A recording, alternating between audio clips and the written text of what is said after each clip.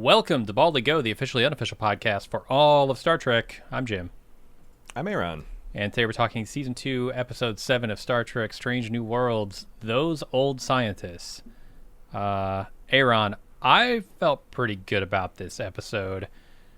I'm super curious what you thought, because I'm a fan of Lower Decks, and this is obviously a Lower Decks crossover episode. If you're not familiar, Boimler and Mariner characters from that show. I really want to know what you thought, though, because it's a different flavor of Star Trek, I think, in Lower Decks than it is here in Strange New Worlds. Yeah, although it's funny that, it turns out that I think fully half of the episodes this season are going to turn out to be joke or stunt episodes. They announced that I think it's episode 9 is going to be a musical, all musical. Yeah, I heard about with this. an original soundtrack of if this is one for you, because I am not a Lower Decks fan, then maybe the musical will be one for me. I like this episode okay. I mean, it was entertaining, but a lot of the character specific jokes and situational jokes, I didn't feel like I got. I have seen 3. I actually tried the old series, the Lower Decks, because I was planning on liking it and enjoying it, and I watched the first 3 episodes. I'm like, this is pretty. If I'm watching a comedy, I want it to be weird. I tend to like weird, dark comedies, and especially animated ones, along like BoJack Horseman. So it just didn't grab me, but it was fine. How did you, as an aficionado of the Lower Deck, what did you think? I quite liked it a lot. I mean, it's definitely sillier than a lot of Star Trek because these characters are sillier. They have a certain rhythm in their conversations that is unlike the stuff that happens in Strange New Worlds, but I'm familiar with and I enjoy. So I felt like it was fun as a crossover episode. Yeah, a lot of the meta humor translated, when I think there's a one point when Boimler and Mariner were having a sidebar about their universe, and it's like, why does everyone talk so slowly and quietly here? Mm-hmm. Because it's quite clearly in animation being a certain amount of mania, and screaming is seen and is seen as acceptable. And I like that stuff a lot. I like when they were doing fourth wall breaks, or even the TOS, oh, thank you for rescuing me from the TOS era. And I was like, what the fuck does that mean in the universe of Star Trek? And then they're like, oh, those old scientists, when they're just those old scientists running around in the universe. That's the era that they call the Kirk era. Some of that stuff was funny. And yeah. I feel like also I would have liked this episode even better had there not been as much chances for the crew to stretch their comedic legs. But I feel like, with the Spock episode in particular, Anson Mount's Pike got to be so fucking funny that he largely, everyone in this show, or everyone in this episode is essentially playing, that kind of madcap energy. And they got Spock doing, grinning like an idiot and laughing out loud at jokes. And yeah, that was the strange part to me. I like everything they did around that made this feel like a Lower Decks episode. That felt strange. And they could have fixed it, for me at least, pretty easily. Just have a scene where Spock talks about, hey, I want to try this emotion thing on for a little bit, see how it goes. They kind of did. I mean, they didn't stop and have that, because why the hell would he say that to Boimler? Well, he wouldn't. He would say that to somebody else, right? He'd probably say that to Chapel. But that was one of the weaknesses, right? Is since they made Boimler the POV character, they didn't really have anything that was other characters just talking about. It was all right. They strangely driven POVs through him. Yeah. Or I think they kind of the last episode is where that conversation should have been, because they kind of touched on it and they didn't go there. So no, they needed to prime the pump for me on that, because it came, and I think they were intentionally trying to make it shocking. Oh, Spock's gonna laugh? That's crazy. Spock would never do that. But then to try and retroactively explain he's sort of experimenting with human emotion, it felt strange to me. I needed to be warmed up for that reveal. Because we talked about how there's been some things that are kind of felt out of place, or why did we open up with this and we didn't get to a Himmler or him or goodbye until like 6 episodes in, and I was thinking, how hard it is to pace a season where everything kind of hits. But now that I see the entire season, like, oh my god, you got to steer around the crossover and a musical episode, and it gets a little hard to make sure that everything kind of lands in the order that you need to land, especially since you're doing actual continuity. More continuity than I've ever seen in a That's the thing, gallivanting around the galaxy, chuck wagon through the stars style Star Trek. Mm-hmm. Which I feel tricky. like is starting to get in the way with some, specifically with Spock. It doesn't seem like they know what to do with Spock other than let's investigate his love life and try and make him emotional. It's like, is there anything else we could do with Spock? Because I'm kind of getting tired of that.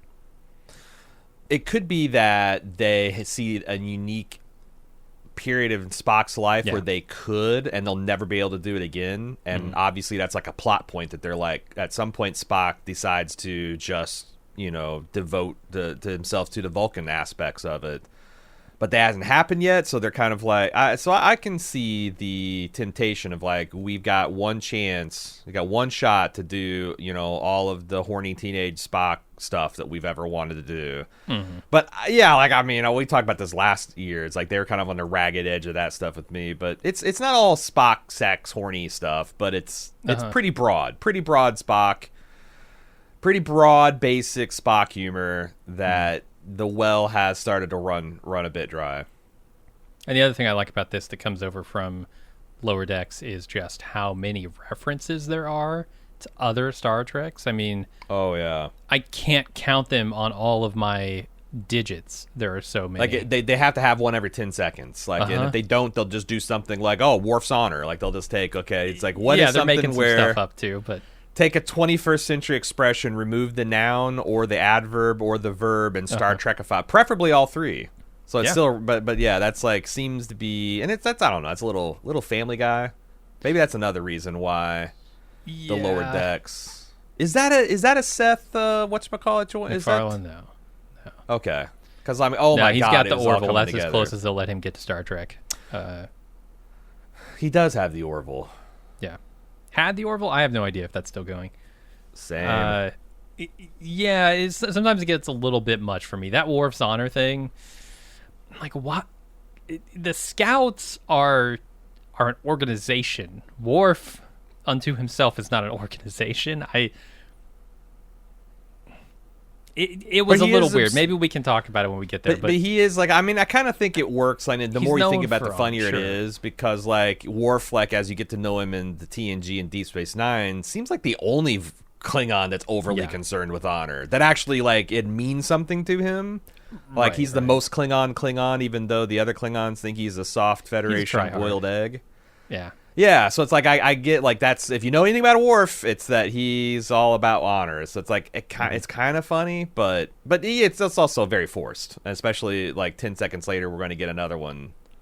Yeah, another one. Yeah, tons of them, but most of them are good. Most of them hit, and I really liked it. But maybe we should start with the plot of the episode. Do it. All right, this episode starts out animated. And it's actually in the universe of the Lower Decks and the time period and everything. On the Cerritos, which is the ship they're on in that show, Boimler and Mariner discuss their mission to the Krolmouth B portal. It's a portal that Pikes Enterprise discovered. Boimler hopes it'll do something as the away team heads down there to the planet to investigate it. And they take some readings as Boimler tries to educate everyone on the history of this portal. And then he stands there to take a selfie inside the portal. It activates and sucks him through, where he's found by Oona, Spock, and Lon. What can you... So this is something that I felt like interfered with my ability to get everything going on in the episode. What is Boimler and Mariner's relationship? Are they doing like a will they, won't they? Or are they just friends? No. Okay. Yeah, they're friends. Because I got towards the end of the episode this kind of feeling that like there's some mysterious feelings or unrequited feelings flowing from Mariner to Boimler, which I'm like, there's no fucking way. No, so she's like, her whole thing is she doesn't like to show that she cares about her friends, but she does care about them. She's too cool for school in terms of Yeah. the Federation stuff, but she secretly is geeked out about as anybody. Exactly, yeah. And she wants her friends to be happy, and she knows what makes them happy, but she doesn't like to be seen doing things to make them happy directly. Gotcha. Okay.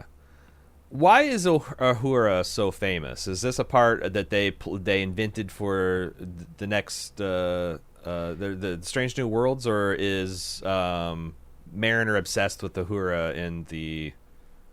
Not that I've ever picked up on. So they just like everyone's got their favorite of this era, and some people like, and you know, seems like it, yeah. Okay, Which so it's hard. I guess in some ways it's hard to imagine that Uhura would have many fans because, like, is she well known as a bridge member of the crew? Does Chekhov have fans? Like, I mean, I imagine you would know Kirk, everyone Spock, and of McCoy, Kirk's, right? But but like if you're a Starfleet officer, I imagine the bridge crew of Kirk's Enterprise is pretty famous. Yeah. Is anybody's favorite character from Breaking Bad Spooge? Is anybody's favorite character Badger? I don't know. I do know it's like I'm thinking of I don't know why I'm thinking through this, but like my sister had a bunch of friends that were all in the New Kids on the Block, and there was one new kid on the block Somebody that objectively looks like a monkey. He had a monkey face. Okay, all right. Was it Donnie? It wasn't Mark? the Wahlberg. It wasn't Wahlberg. If you have 5 friend groups and you're all wanting to have a boyfriend and New Kids on the Block, someone's got to take the monkey face, right?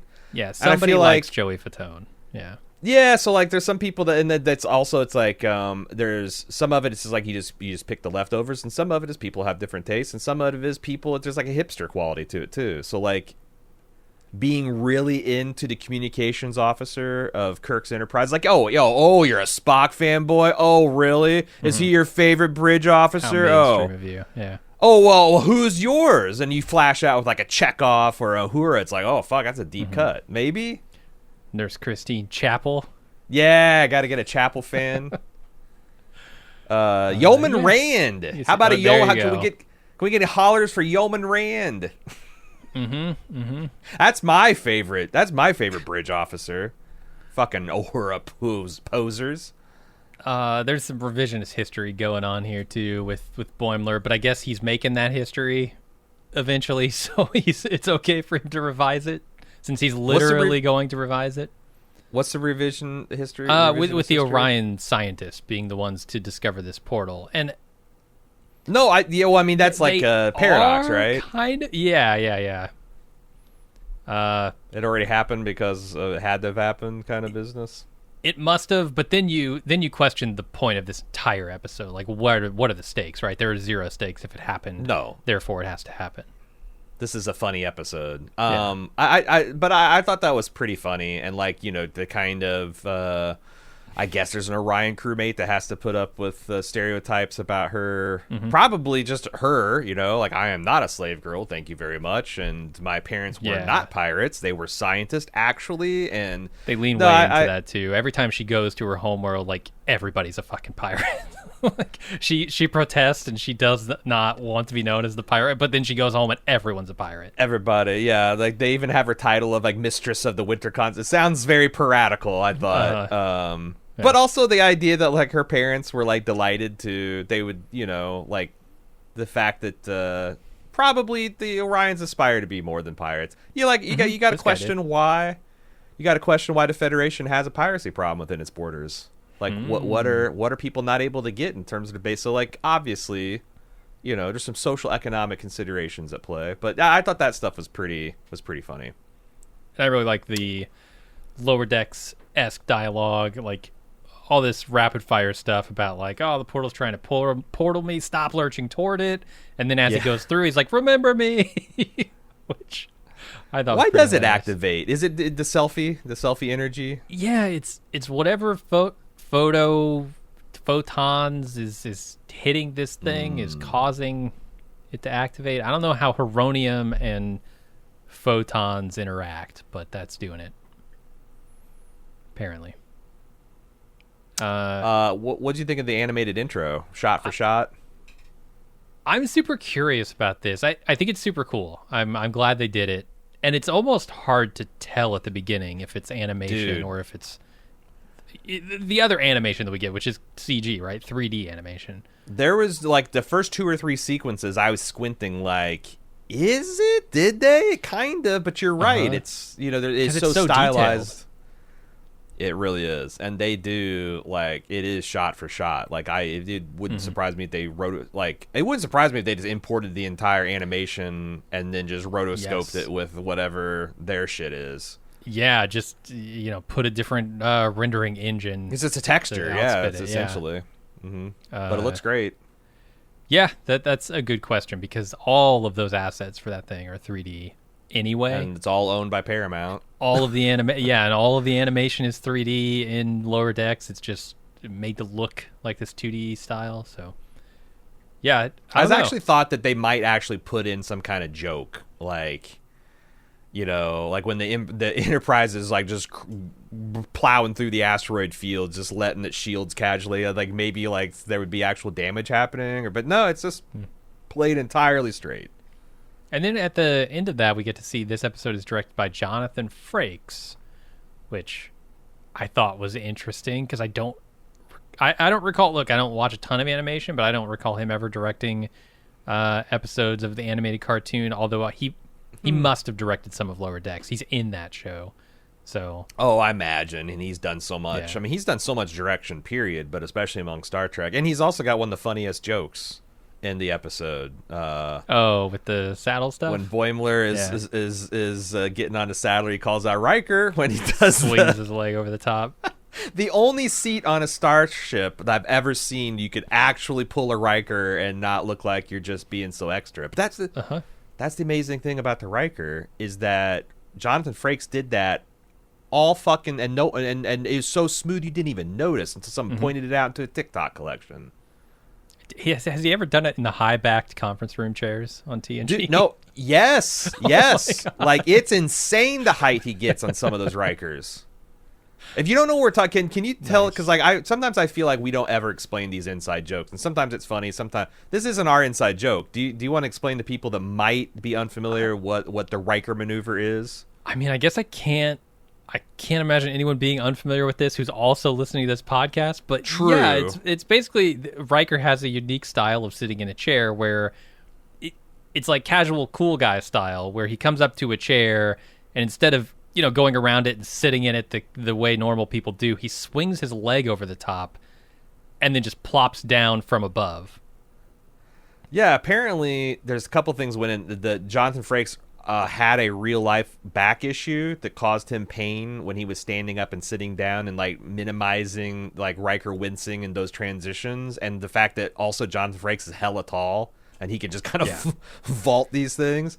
But like I've seen every episode of Star Trek: The Next Generation at least 10 times, and I got to be a full ass adult until I remember I was on Twitter one day and someone's like, "How come no one's pointed out how next level Riker's sitting game was?" It was just a 5-minute compilation of him doing the Riker maneuver, and it's tickled me. Now I can't not see it when you go back through and he'll conference rooms, captain's ready room, 10 forward lounge seats. He's vaulting them all.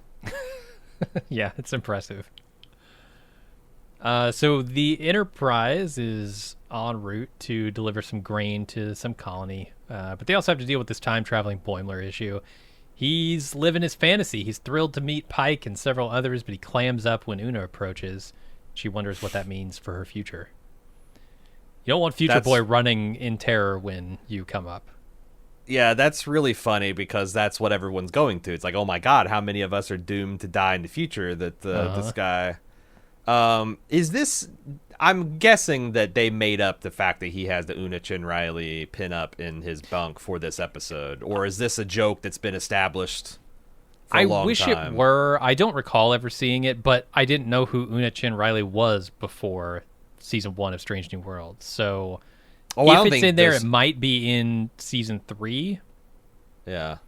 but I'm not. And that's, certain. I guess, I was about to say that Star Trek didn't know, but that's not true. Una Chin Riley was a character. She was the original #1 from the original pilot of the old series. It's just a deep cut. Yeah. So, but it's fine if they, they better fucking have it in his bunk bed going forward. I will say that. Yeah, on the show that I don't watch. Announced season 4 of that. So yeah, I'm not like you're gonna know, but I guess I'll be looking for it. I like the Pike fight, like their deltas are a communicator, and they're like, why would you do flipping the communicator open is the best part? And I'm like, you know what? We have lost something with smartphones. Like, you can no longer angrily hang up on somebody. It's true. Like smashing shut the flip phone or smashing that thing on the receiver, that gave some satisfaction. Now it's like you look like even worse. You're like, God damn it, you got to actually look and see. Yeah. It's we went backwards, and I feel like Star Trek did too. They needed Lost a the way keyboard, but we gained screen, so I don't know. It's all a trade-off. And right? holodecks. That's like, holodecks. Portability, convenience. I mean, come on, look how much they gained with the modern communicator. I did like the first thing that Boimler said is computer in program as soon as that's like a really nice reflex to have in the future. Right. And they're obviously holodecks this time, so they have no idea what he's talking about. It's bewildering things this man's talking about. And they kind of nailed his bluish, purplish hair, too. I thought that was pretty well done. See that over the course of the episode. Then Lon goes over temporal protocols with Boimler. She warns him that small changes here could destroy his friends in the future.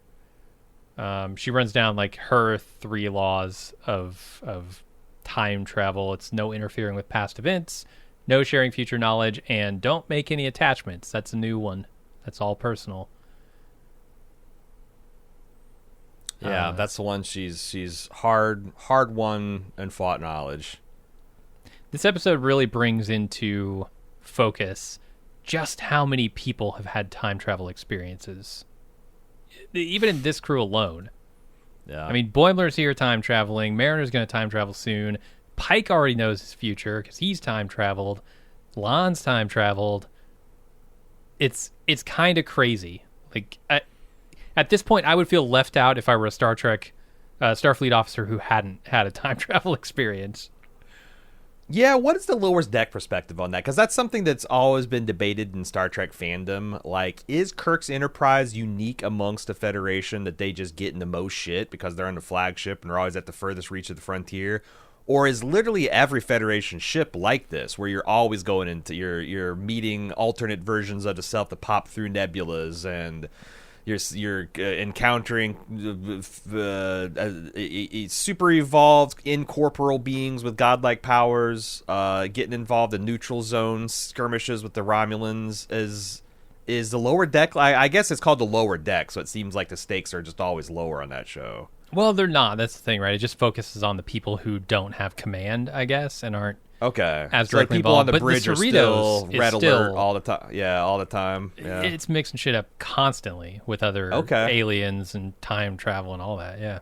I mean, they have a temporal police department, not because it's like a Maytag repair situation. It's like they're just hopping on. So yeah, I guess it's a big part of the universe. Yeah. You don't develop that service or that branch of the military unless it's a real problem. Right, exactly. This is the scene with the Worf's Honor thing. I don't know. Didn't really do it for me. But they've got to personalize this for the 24th century, I guess. Mm-hmm. They got to make sure Michael Dorn comes back for season 4. There you go. In the conference room, Boimler mounts a saddle with that patented Riker maneuver. Uhura tries to kick him out so she can work, and he fanboys out on her, but he's then called down to the portal. Why is there a saddle in the conference room? Because Christopher Pike is a big horseman. They established that in this first season, right? Okay, then larger question. There's cowboy why shit is there a everywhere. saddle on the Enterprise?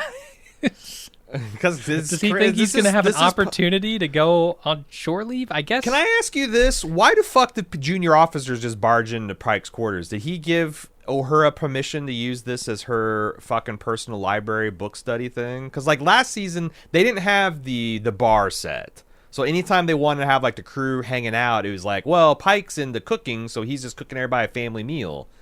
But why the hell is Uhura coming in and being like, oh, I was going to work on my translation bullshit out of Pikes Quarters? Because I think this is explicitly his quarters. No, I think this is like his kitchen, dining room, living room area. Because otherwise, I can't figure out why the fuck it's got saddles and shit. Why does it have cowboy statues and things in it? Yeah, I don't think it's his quarters. Because they meet in this room, but then he does all of his cooking in a different room. Huh. Which is actually his quarters, I think. Okay. But well, yeah, like I don't know why there would be a saddle anywhere on the Enterprise, frankly. Like, Captain's not going to get an opportunity to go on shore leave. Yeah, you can't make the fucking Enterprise look like the Texas Roadhouse. Like, just throw some peanuts on the floor. It's fine. Like, yeah, I'm sure there's you could probably have wide latitude about your ready room and your personal quarters. That's why I assumed this was just his. Like, I think he must have like a 3-room suite, like his personal bedrooms and private quarters, and then his giant fucking kitchen gap. Yeah, but I don't know. I'm sure people will write to us to let us know. StarTrek@baldmove.com. Yeah. If people care that much about this being his quarters or the ready room or the I don't know, the Gryffindor common room is what it feels like. People just go there to hang out. Seems like it. Take polyjuice potion. Have meetings when they need to. So we go down to the planet where Boimler fanboys out on Spock, which is interesting. Causes Spock to laugh. At some of his absurdities, and he praised dumb luck. Yeah, he praises dumb luck, and Spock doesn't believe the juxtaposition of intelligence assigned to random chance just made him laugh out loud. Yep, anthropomorphize luck. He also fanboys out on Mbenga and all their gear and stuff, and he explains how he came through the portal, which makes Spock laugh. Like I said. There's an interesting thing in here, and I wonder if this is a reference to the original series or if this is something they're planning on doing in the future. But Boimler talks about this communicator. He fanboys out on it. He's like, oh, this is old gear. They never made them better than this, even though they're lighter and faster and all that stuff. Yeah. And less likely to explode. Are they going to do something with this? I don't know, because Mbenga acknowledged it. He's like, explode? Like, I think it's just like, nah, this is a Lower Decks episode kind of thing. But I don't know. Like, is it a reference? Shouldn't Star Trek surprisingly explodey? Like, I never understood why consoles exploded into so many ensigns' faces. Right. You'd think they'd put like some fuses in the con panels the first few times. Freaking plasma in all their conduits, man. Instead of using light to transfer information, they're using like plasma. You're right. You've got fucking raw plasma running through the power your light cars panel. Like, what happened to copper? Like, right? maybe what maybe do you need to happen. I get it. You got to run plasma from the warp core to the nacelle. Sure. You need that much throughput, but the light up an LCD screen. Right? I don't know, man. They need some last mile solutions for power delivery. They do. Too many ensigns have suffered 3rd-degree burns and been horribly disfigured because you're piping plasma through the consoles. Yep. You're brushing your teeth with a rechargeable battery. Guess what? It's pure plasma. Jesus. Yeah, we'll see if that's an original series thing or if that's something they're going to do in the future or just a joke. I don't know.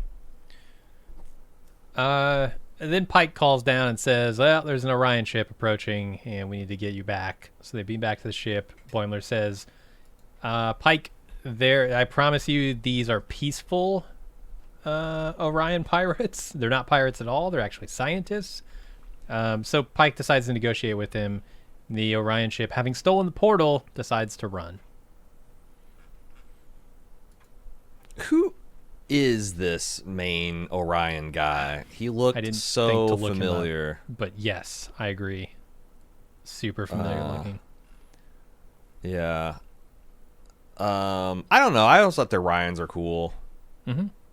I like the ship design. I thought the ship design was actually really cool. Yeah, it's got like this radial engine pattern on the back with what looks to be, I don't know, 10 boosters. Yeah, because in the old series, it was just always depicted as like a flashing yellow dot. Like, it's like they didn't even have a model for it. It's just like a blip on the scope kind of thing. So they kind of like, I could see this being, what this looks like from a long ways away with no magnification. Like I thought that was kind of, I thought that was pretty cool. Yeah, I wish. I don't know. This is very in character for Boimler, but man, he just cannot keep his mouth shut. First thing he says when he sees Ortegas is like, "Oh, Ortegas, so you're a war hero." Jesus, man, stop dropping future knowledge. Just shut your mouth. That's the thing. It's like you've got this animated character that you don't take too seriously, right? Mm-hmm. But on this show, it seems like all the comedy like fusing up with this relatively serious show, just like because he's like they have to have a moment where Christopher Pike's like, Jesus Christ, I like this guy, but oh my God, he's a temporal terrorist. But yeah, he's an idiot on an animated show. So what do you expect? Yeah, and then they kind of do the lower decks thing where the Orions turn out to actually be pirates. They're pirating. They're stealing the portal. So, yeah, he's kind of wrong about they that. could be they could be scientists, and they're just the best way to study something is to grab it and take it with you. Sure, just like the Nazis were art appreciators. It's true. True. Yeah, those Orions. What better way to study it than take it back to the motherland? Man, I'm surprised you haven't yet mentioned the monster man of it all. Jack Quaid, obviously the voice of Boimler in the animated series. Trying to be nicer to the monster men out there. Okay. There is a scene earlier where it's when he wakes up after passing out, after he just first goes through the portal, and he's in sickbay there, and he's laying on the bed, and like I don't know if it's a forced perspective thing. I don't know if Jack Quaid has size 48 feet, but he's got these big ass boots that are just right in the camera. I know they're kind of oversized, and they're supposed to be because it's like the cartoon. But also, I thought the design on the bottom is kind of cool. It's got one of those Delta symbols and like a cool pinstripe, like a starship. I liked how he bent, like when he got up from the bed, he bent 90 degrees at the waist, and he has arms straight out in front of him, and he goes, "Oh," with bolts sticking out of his neck. That's what I thought was interesting about that. Yeah. There, I got my dig in. Okay. You have to listen to that's a deep cut from the boys coverage. You'd have to. I recommend listening to all 3 seasons of that. Pike and Oona talk about Boimler's presence on the ship. They're both perplexed by his actions and words, kind of in their own ways. Pike worrying about his big mouth and future knowledge, and Oona worrying about the nature of her own future, given that he clams up when he's around her. I don't know if there's too much to say about that scene. We can move over to one that is more fun. Getting the port galley. Yeah, Ortegas and Chapel find Boimler in the bar and have some fun messing with him. And he tells them that he's jealous they get to live in this golden age of exploration. And then accidentally drops the fact that it's Captain Pike's birthday on Friday, and Chapel and Ortegas decide to throw him a party. And then you get another weird smiling Spock. Do you think there's like Boimler's generation is kind of like one of those, the wrong generation types? It's like, born too late to explore the Milky Way, too early to explore the universe, kind of. Because that's what I got. Like, in his era, the Milky Way just feels like the world in it's just incredibly small. There are no aliens, because, what is even an alien if you catalog and you know them all, and you've got diplomatic relations with most of them. That's a funny concept that, in a scant few hundred years, mankind has gotten bored. Or has just explored, just explored gotten around to everything. Yeah, I guess so, which is weird given his day-to-day experience, because he is constantly on crazy adventures. It's not like that's what I'm saying. He's sitting around watching holo programs or some shit. I was wondering how, because I understood that this show had been going on for 3 seasons. I'm talking about the lower decks, and I was like, God, it's like, what do they do? But maybe I was like, well, maybe they just have madcap, stupid office style misadventures where nothing ever gets done, and that. But like, yeah, Sometimes, but most of the time, they're time traveling and swapping body. I mean, one of their crew members has been killed and resurrected by a lightning god or some shit. I mean, that seems like a new life, a new civilization, a Yeah. lightning god. yeah, there's, I don't know, man. They're on adventures all the time. I don't know what he's on about. I guess everybody. It's the grass is always greener, right? Yeah, and he's like fetishized this particular era of space exploration. So And it's probably like, the Federation has done its fair share of myth making too. Like like you got the legitimate things that Pike and Kirk are doing, and then you get the retellings, and then the holovid adventure versions, and it's like if you were intensely interested in like the gold rush era of American history, but you lived in current modern day, right? Like, and then you go back to that era, it would be crazy. You would love it. yeah. Everything feels so fresh, and there's endless possibilities out there. And now we've kind of narrowed it all down to, well, there are dudes in Alaska with $100 million worth of machinery that can dig this shit out, and nobody else can. True. There are not as many got jobs for prospectors nowadays. No, no, there aren't. You want to be an old coot and pan for gold? Just not. That's not a booming economy. Nope. Got to go work for the Goldschlager company. Anyway, Boimler sees Spock smiling at Chapel and tells her that he's afraid that it's his fault because of future stuff. Eventually, he realizes, no, it's actually her fault, and apologizes for implying that her and Spock's relationship isn't long-lived. Yeah, at least that's what I'm getting out of this scene. Like, he makes her feel bad because in his future, Spock is the buttoned-up Vulcan, emotionally devoid guy that we know. But right now, he's experimenting with the thing because of her relationship with him. So obviously, that doesn't last. Yeah, it's a weird, but I guess they've really coded that Spock and Chapel are younger. They're in the junior officer. They're in the early 20s, mid 20s, maybe. They don't have a lot of relational experience except for Spock, who's been betrothed since he was a child, right? Was that when he got betrothed, or was it like? I couldn't tell you.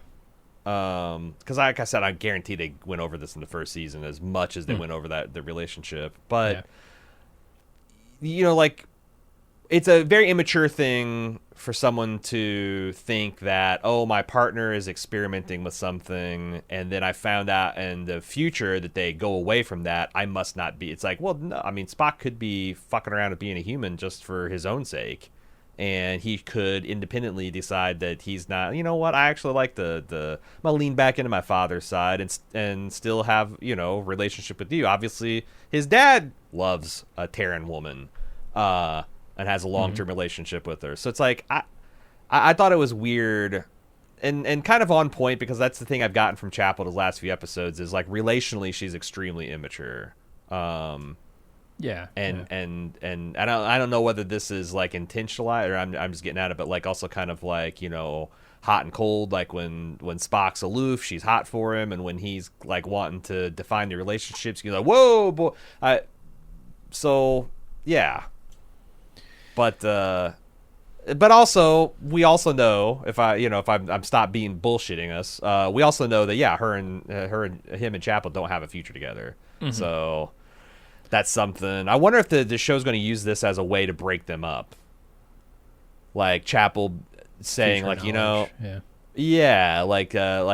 I don't think this is right for us, and I don't know, because that's the thing. It's like that's one of the things I've hesitated getting into Spock's love life, is because we know all the answers, and some of this is just like, what are we doing?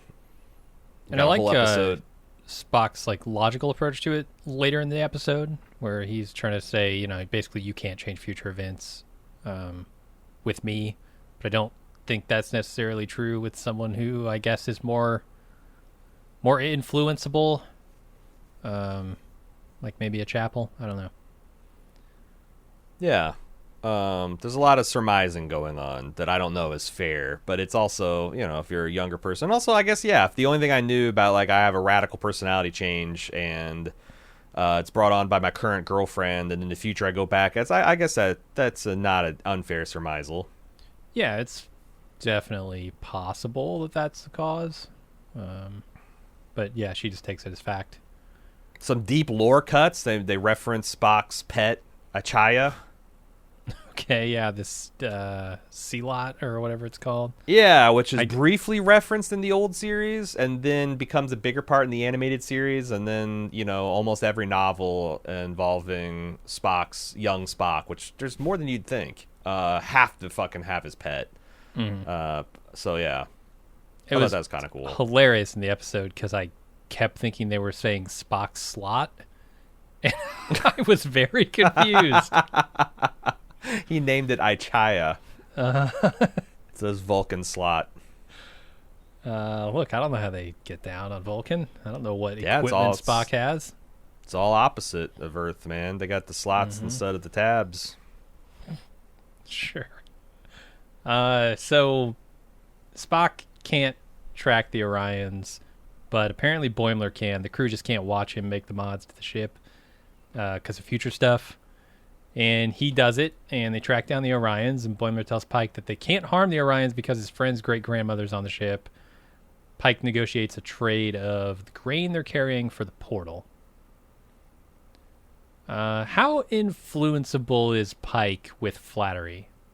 Because I got the impression it was the really great hair comment that made him stand up and listen there. Sit up and listen. I was kind of thinking, especially my second watch, I was trying to like gauge that because, again, I'm kind of grading everything on a curve because this is a comedy episode. But the way he says, "See if I really am this one of my greatest strengths," is that he understands that he understands that Boimler is laying it on thick, but also, this is an impassioned thing that he's very, clearly about his crewmate that he cares deeply about, and I think that's what carries the day, and he decides to try just because this guy's so earnest about it. Yeah. And Boimler always does this, right? He goes one step too far, sticks his foot in his mouth, makes himself look like a fool. It seems like it's his whole deal. Oh, yeah. But I mean, like I said, you can't take any of this because, like, his whole well, I know how to track Orions, and I can reconfigure the ship just so you can't watch. Like, I mean, I'm pretty sure Pelia could figure it out just by looking at what he did the whole reverse engineering. But you don't have to worry about that because it's a comedy episode. Yep.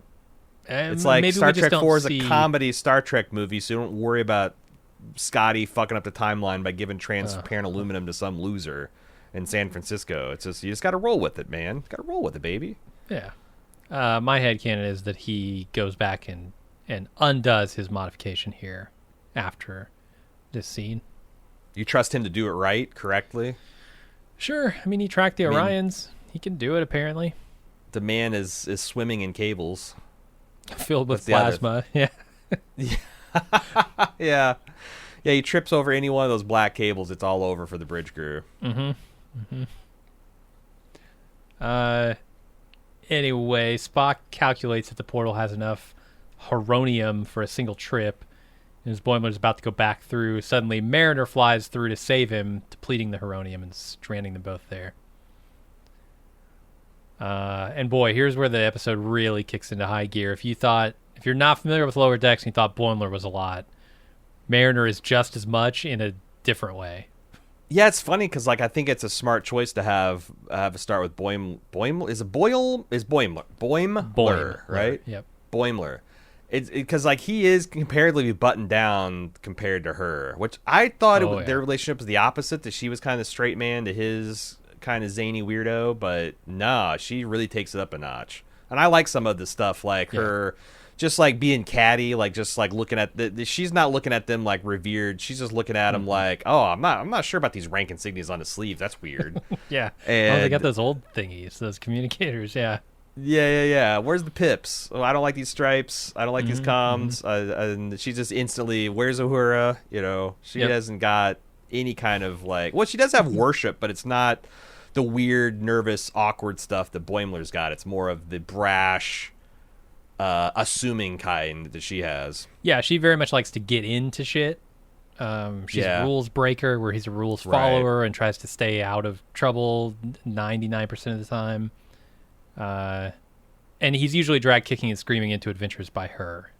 So, it's a lot of fun when she shows up, and it'll continue to be through the rest of the episode. So without Heronium, they can't activate the portal. They talk about what to do about that. Mariner suggests they synthesize some, but it could blow up in their faces, literally. Boimler goes with Spock to do that. In his backup plan, Mariner goes with Uhura to decipher the ancient text on the portal.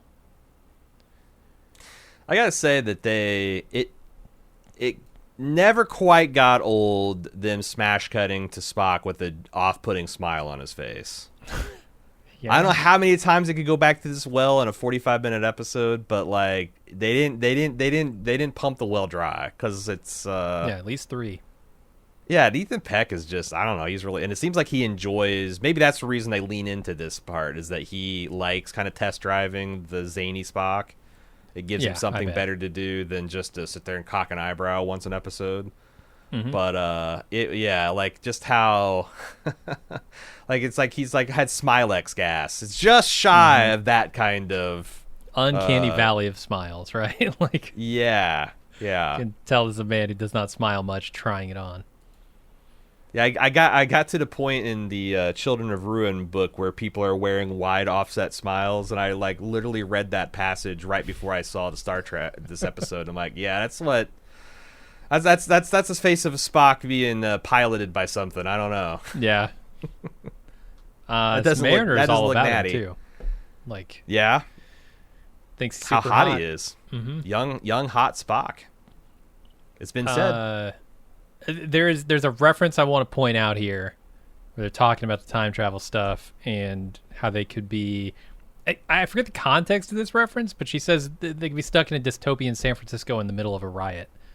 And I only recognize this because I'm doing a DS9 That's a Deep rewatch. Space Nine episode, yeah. Yeah, where Sisko and Bashir and Dax all get stuck in San Francisco during a real bad time in history, a pivotal time in history. So it's also a time travel episode, and it's the second half of that is directed by Jonathan Frakes. The second half? Yeah, of an it's episode. A two-parter. Yeah. Oh, okay, that makes sense. Okay, that actually makes sense. Interesting. Yeah, it's an episode called Past Tense. I don't. That's the whole deal. They accidentally save a civil rights leader who's supposed to be assassinated, right? It's no, he dies, and then Sisko he wasn't supposed to be killed then, but I think he's dead. And so he has to die later, so Sisko pretends to be him and then fakes his own death to make it all work out in the end. Gotcha. Yeah, that's right. Yeah, as soon as you said what, I'm like, oh, all right, I remember that one. That was one of the Emmy bait episodes, I think. It was. Well, yeah, I guess it was widely any praised. two-parter, that's where they're swinging for. That's either sweeps or a finale, or yeah. They're swinging for the ratings fences. Yep. So after the meeting, Boimler and Mariner are talking. He stresses that he wants to get back to the future. Oona joins the conversation, so Boimler runs off, and Mariner tells Oona that he's just a huge fan. He has a poster of you in his bunk, which kind of icks her out. And she's like a pin. Was the joke here there Mariner doesn't understand the context of a pin-up?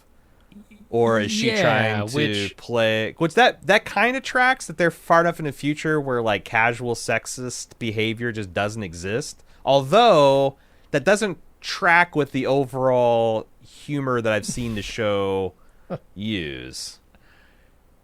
Yeah, and look, I think there's a way to do sexy pictures of the human form and not have it be gross. And I'd like to think that a future utopia would include some of that. But there's the connotation of something pinned up in one's bunk. Sure. Yeah, you got erotica, and it's not necessarily, purient in its interests. But like if you got that shit pinned up above your bed, it probably is, But Well, I like. She's like, you mean a pin up? She's like, well, it is pinned up in his bunk.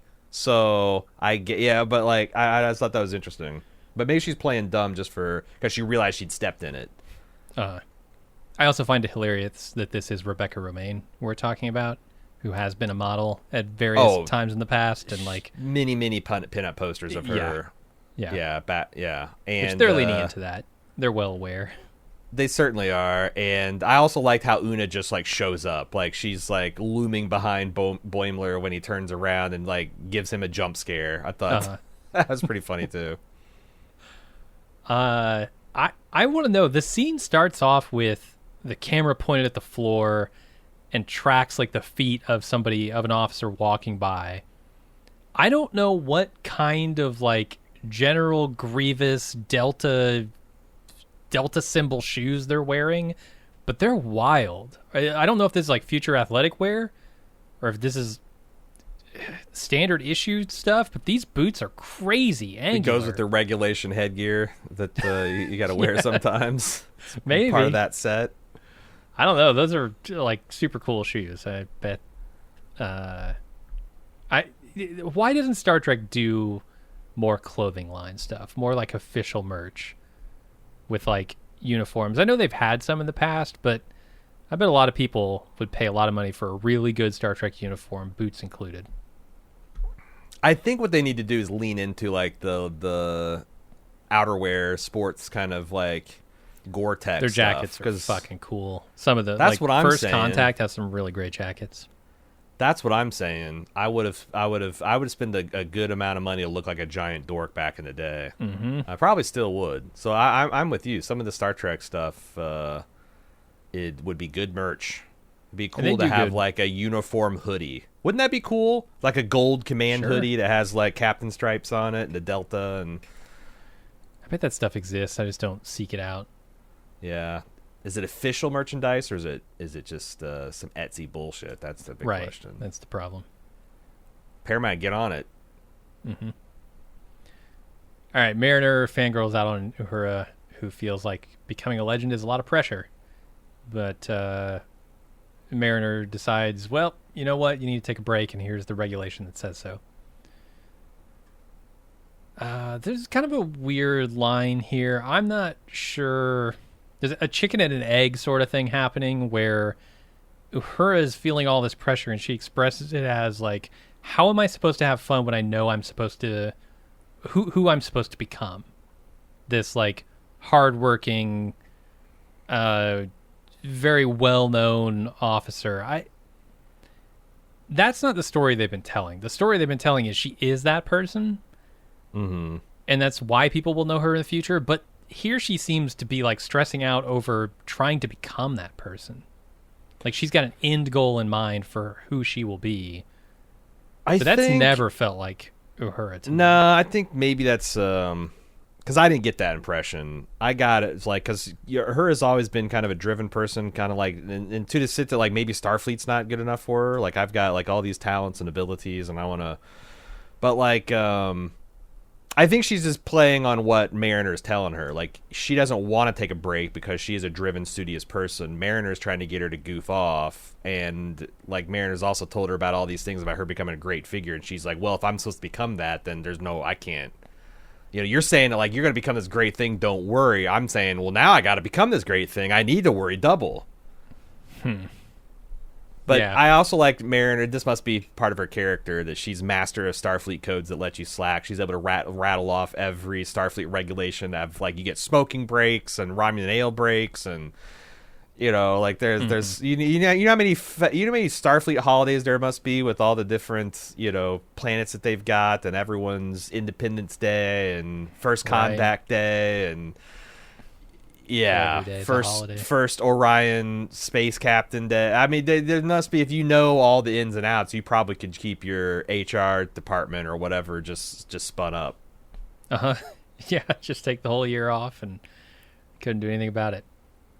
Because there's something I've heard tell of people in the military that do that. They are the master of the regulations, and like they can out-regulation. It's a dangerous game to play, but if you can play it well, it seems like it gives you a lot of power and prestige. That's the thing about her. She claims to be, this free spirit and everything, who doesn't give a shit about what people think of her, or the studious nature that most Starfleet officers have. But then she's able to quote regulations flawlessly, and she's clearly like studied everything about Starfleet. She is super interested in history, even if she won't let on. She has a huge pedigree too. Didn't they establish that in the first 2 episodes? Is like she's secretly. Her mom is the captain of the Cerritos. I can't remember if that's still true at the end of season 3, but yeah, she's definitely like got a pedigree.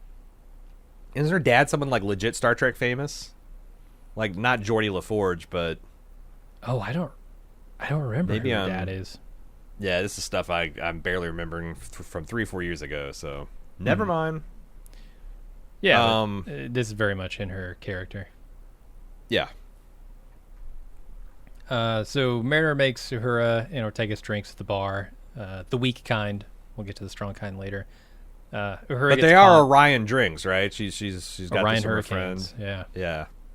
Yeah. Apparently Tindy makes these. Must make these. That has to be where she got them. She'd know how. Mistress of the winter constellations. Mistress of the Mardi Gras cocktail. I don't know. That's what I associate hurricanes with. Uhura gets caught still trying to work under the table. Ortega sees her work and recognizes it from a run-in with Nausicaans that she had. And then Uhura realizes the symbols on the portal are ancient Nausicaan dialect. See, this is starting to remind me of why I also got a little over Lower Decks, is because some of this stuff feels like Memory Alpha Mad Libs.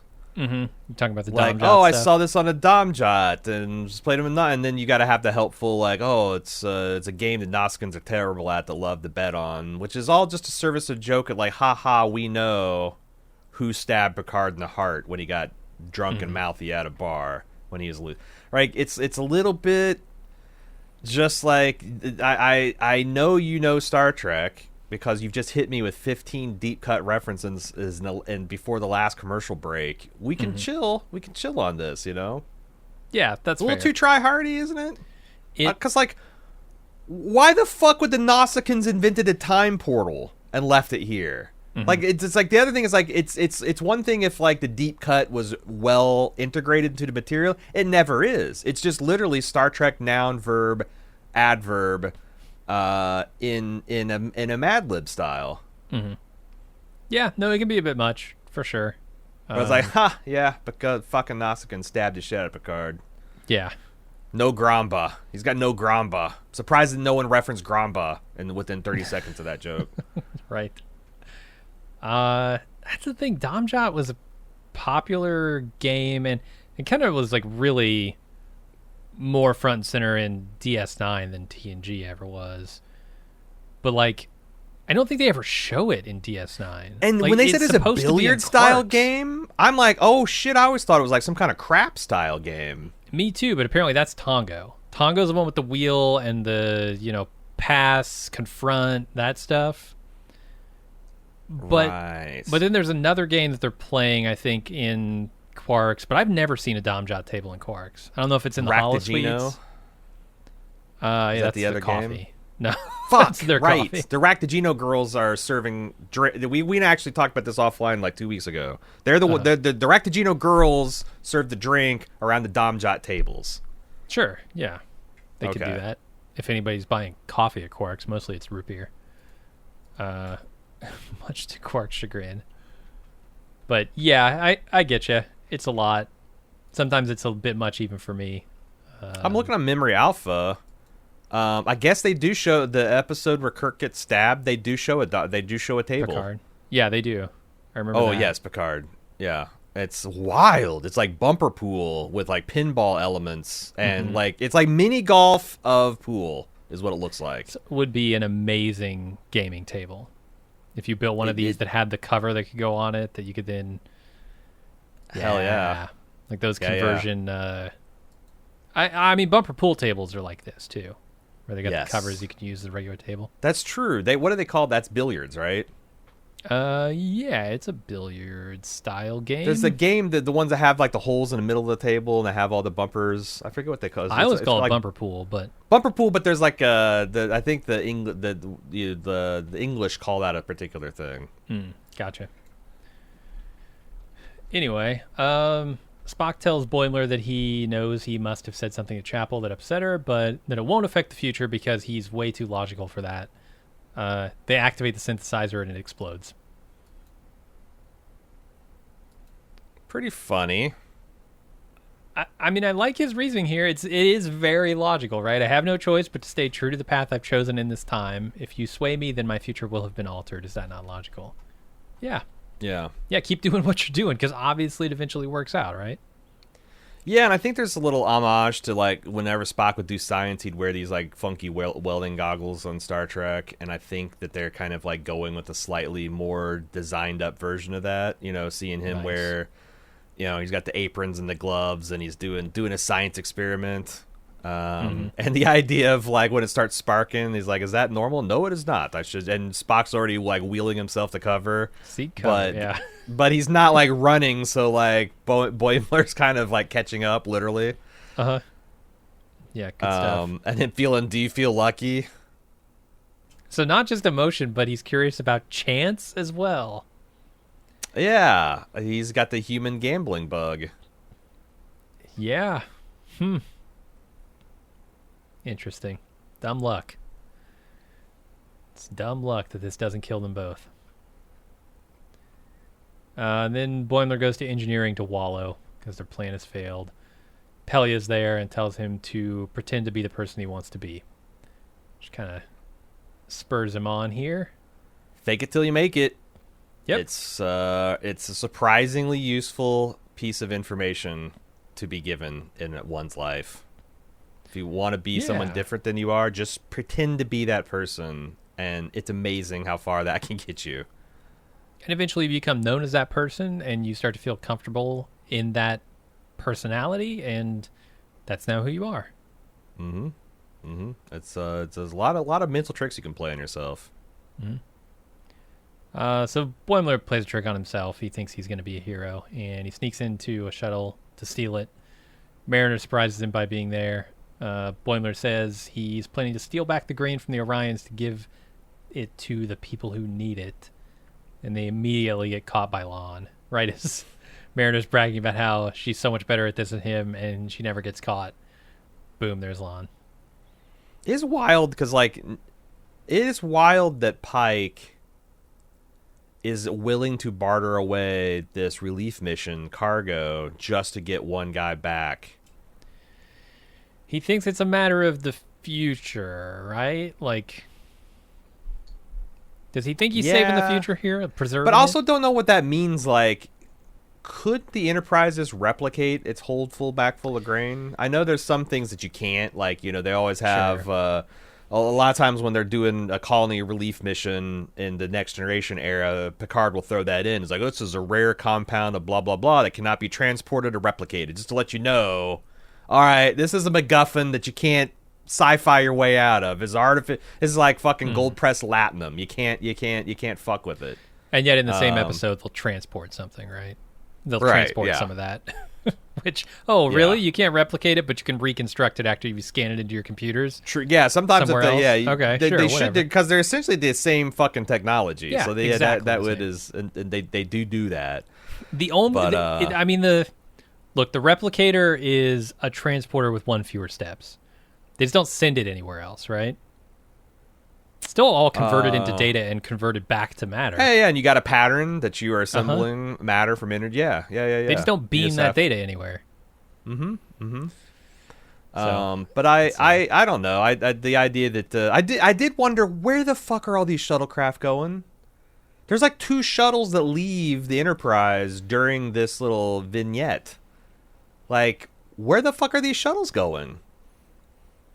Just got to get off the ship. I can't. Isn't the Enterprise? But maybe that checks out because, like, all the time the shuttlecrafts are running like missions to, like, you know, the Enterprise is going here and we're gonna go. So, like, maybe it's like as the Enterprise is making its way through the warp, shuttlecraft's just like, oh, I got a mission I got to run here and I'll meet you up at Star. I don't know. Maybe that's what they do. Maybe it's Spock experimenting with human shuttle theft.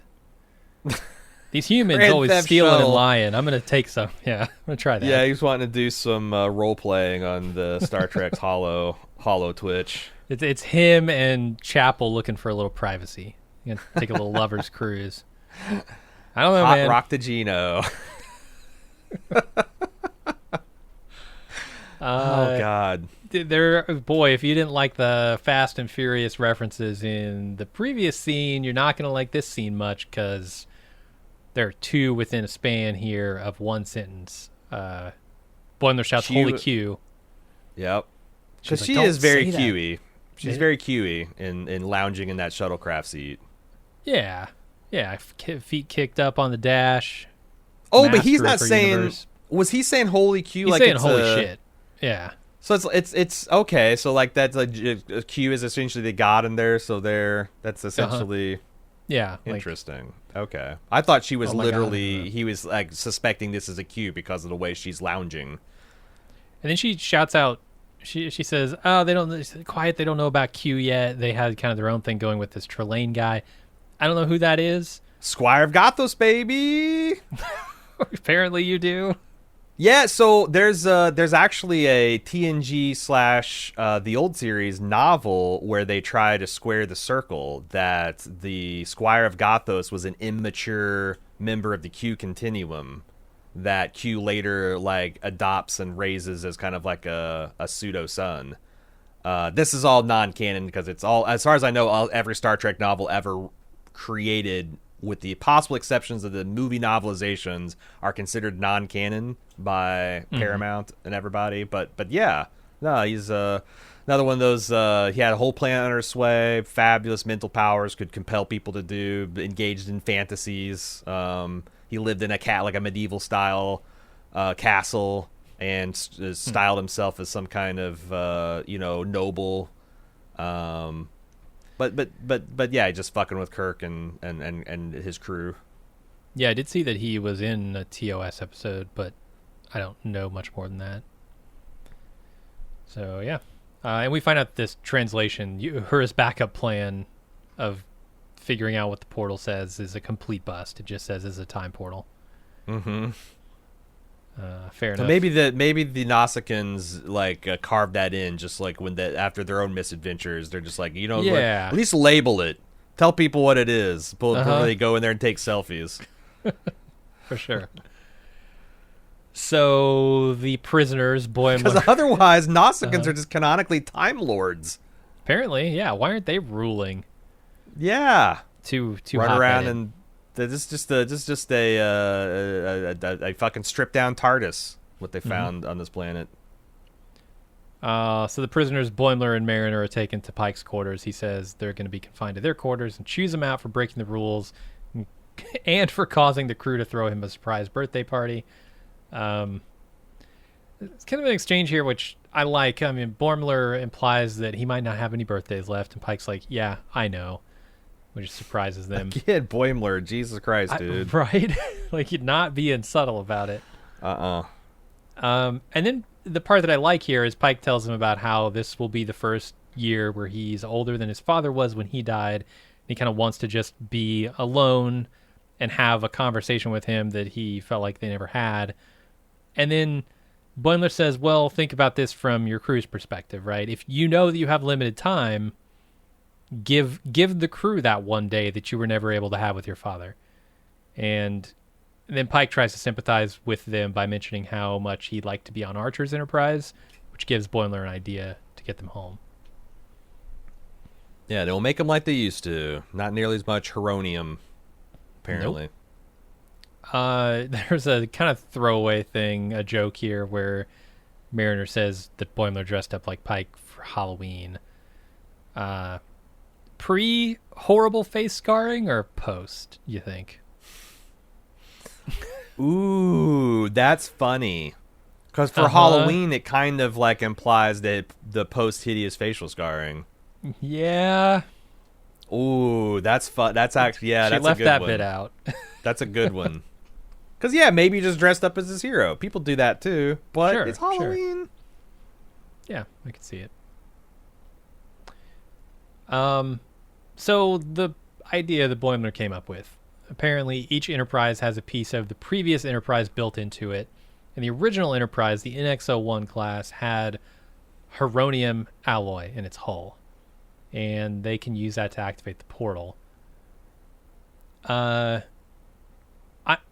super curious about this. So is this like an old seafaring, like naval tradition or something where... Because, feels like it's easy to lose a line of ships, to lose a named line of ships if you do this. Because I imagine a lot of ships, when they get into battles, well, you get your are ass irrecoverable. Sunk. Yeah, like that. Your ship goes straight. I'm not aware of this being an Earth tradition. It wouldn't surprise me because there's some things like there's a particular. Whoever is the head submarine captain in the Pacific Fleet has a particular chessboard that has gone to the flagship of the Pacific submarine fleet since the days of World War II because of some famous submarine commander. And so, like, okay. when that transfers from officer to officer, there's a big to do, and they officially sign over the chessboard. So, like, there's and you know, you want to talk about naval traditions, like there's ship traditions, there's, you know, like unit traditions, there's traditions that literally go back hundreds and hundreds of years, like crossing the meridian and crossing international date line and shit that they've gotten up to for literally hundreds of years. So who knows 400 years into the future, but like I could see it, and it's like, yeah, like I don't know if it's like, well, if the Enterprise got blown up or if the Enterprise crash landed on, say, I don't know, the Genesis planet. Or went into a black hole or the heart of a sun or something. Yeah, it's like one of those things that's like, it's nice to have. Like, hey, yeah, if the old Enterprise is around, grab a girder out of it and slap it into the floor. But clearly it can't, because we've seen, it's like, unless they just retire, we've seen the Enterprise be completely destroyed and rebuilt. So, yeah. So they must not take it that seriously. Just like, yeah, nice to have. It's nice to have. If you got it, it'd consider bad luck if you didn't. But, yeah, I like how when Spock is synthesizing this material in the background, when it's finished, it makes a ding just like a 1960s microwave or like a toaster oven. It's really funny. Nice. So they go to engineering and dig a piece of the NX-01 out of the floor while geeking out over the crew. While the crew of this Enterprise geeks out over the crew of that Enterprise. Which is nice. It shows that, like, and of course you would. Like, I think this is generational. Yeah. It's a nostalgia thing, right? It's just...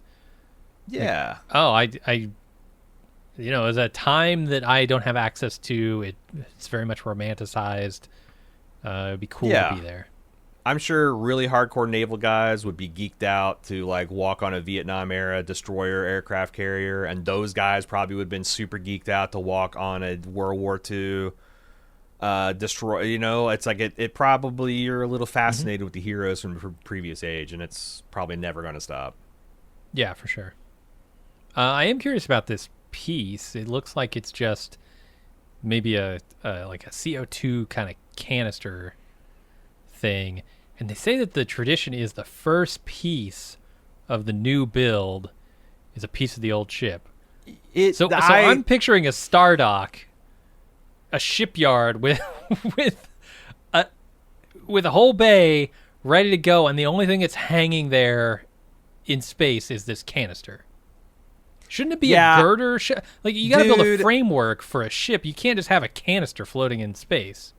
StarTrek@baldmove.com, because I'm convinced this has to be a very recognizable prop from the old Enterprise. Because otherwise, why? Because it kind of looks weird and chintzy and not at all like a Starship component. It does look like something it looks like something you would see like bungee cord to a 10-speed or road bike's frame for an emergency tire inflator.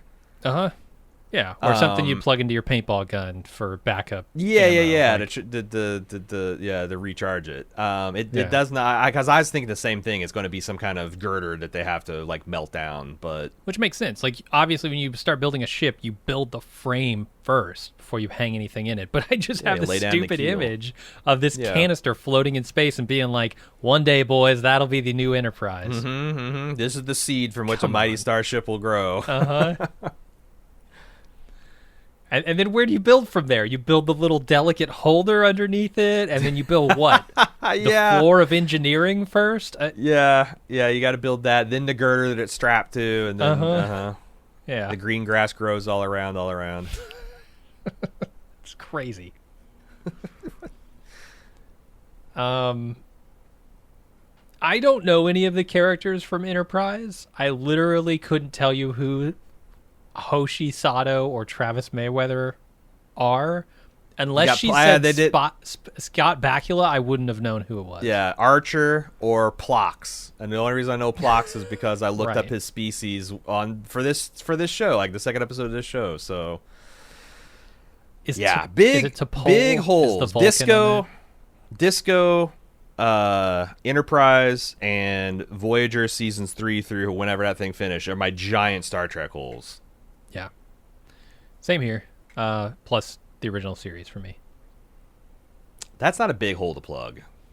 That's a pretty easy hole to plug. I guess Enterprise did Enterprise run for a ton of seasons? Episodes. I don't remember how long Enterprise ran. Right, because it's small. It's only 3 seasons, but they were the old 24 episode Well, no, I was seasons. talking about the original series. I don't know. Yeah.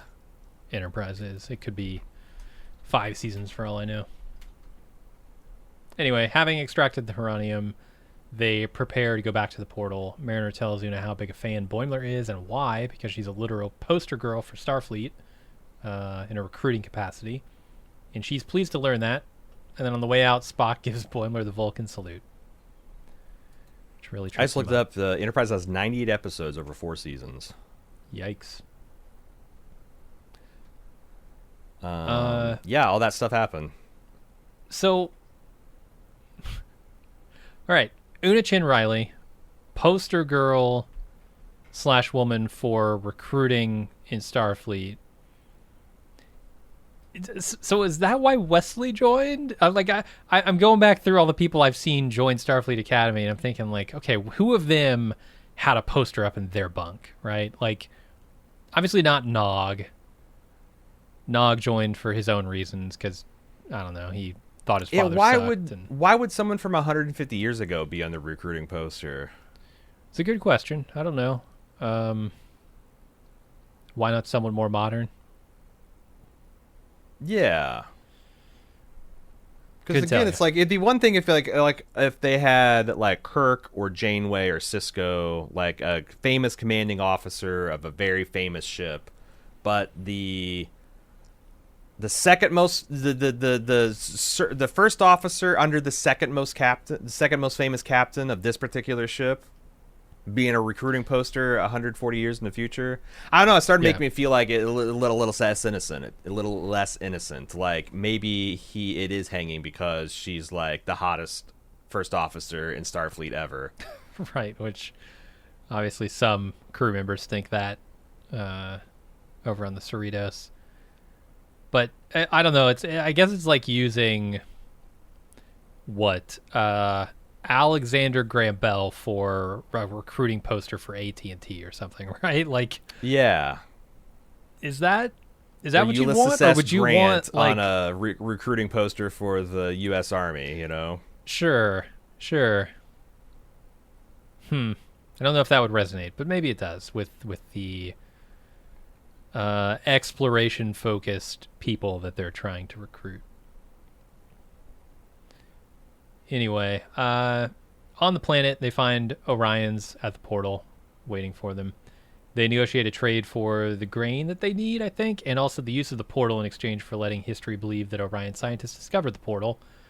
Boimler fires it up, and he and Mariner travel back to their time. There's a brief moment where you think, they're going to double up time travelers again as Tindy and...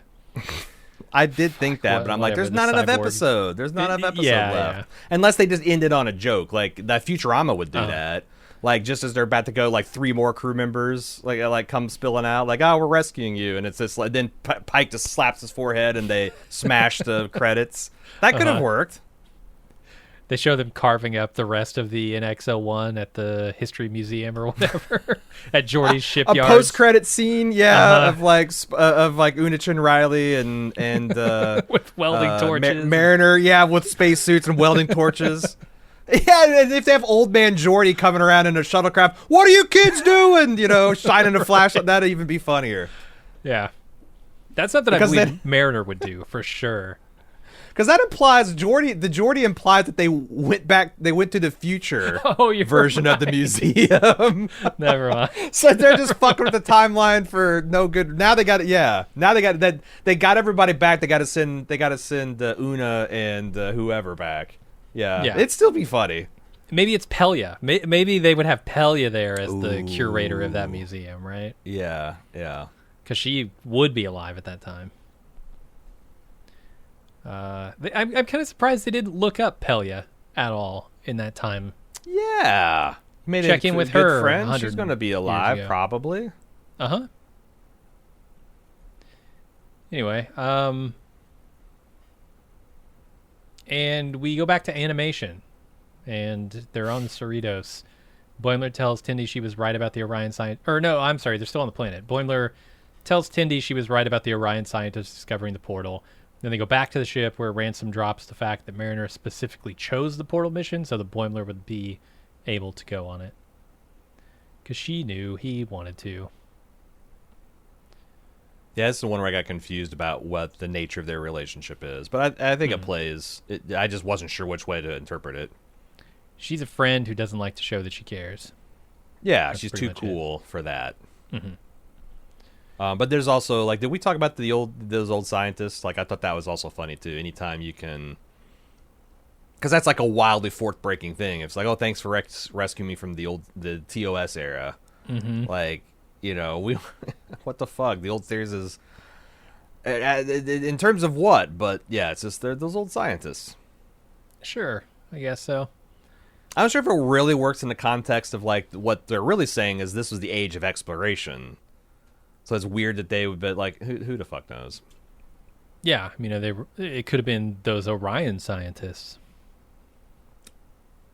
The Orion scientist era of the so-called is when the Orions started doing science instead of piracy. Yep. So I think the Orion pirates have a good marketing. They're like, is there? Oh man, it's like, who's that guy from The Offer?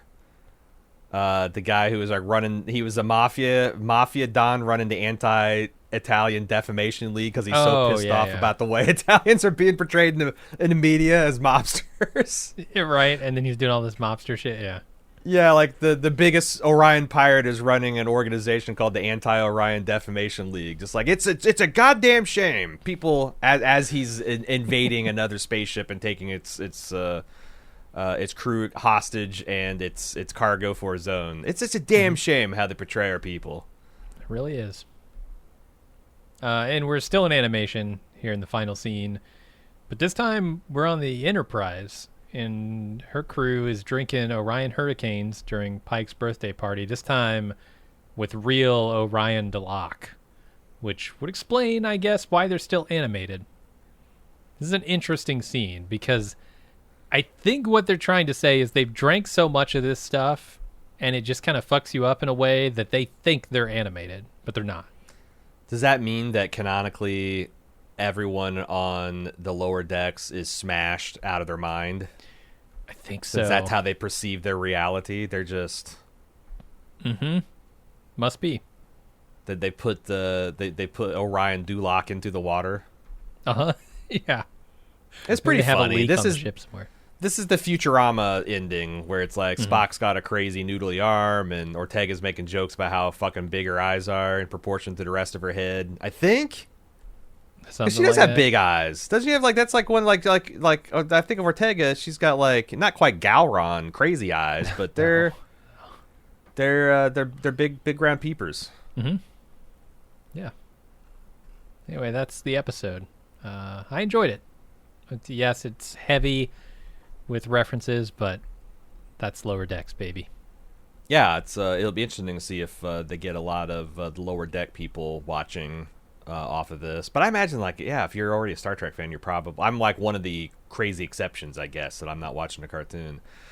They did take us by surprise. They are releasing 3 episodes. Like, we were not Johnny on the spot with this episode because we had no idea they were planning on releasing it over the weekend. We have now caught up, and we are going to do an extra episode this week so we can get back on a release schedule. We will have another episode out for you by the time the next episode drops, which is this Thursday. And because we got surprised and we're doing one in the middle of our, kind of like outside our normal routine, I don't have feedback for this one. But if you'd like to, as I put out a call for many times this episode, if you'd like to send us feedback, startrek@baldmove.com. We'll have that compiled for the next episode. startrek@baldmove.com is where you want to send in that feedback. Otherwise, you can follow if you want to know, hey, what else is Bald Move up to? Because we're up to a lot of stuff, talking about Foundation, talking about Star Trek, talking about Justified, City Primeval just got started. You can follow us on all social medias at Bald Move, except for TikTok, we're Baldest Move there. You can also join the club if you'd like to support what we're doing here at Bald Move and get extra bonus content, audio and video, and skip the ads. Club members get ad-free feeds. You can find out on how you can help us out doing what we're doing here at Bald Move at support.baldmove.com. Otherwise, we'll see you later this week for the latest episode of Star Trek Strange New Worlds. Until then, I'm Aaron. And I'm Jim. See ya.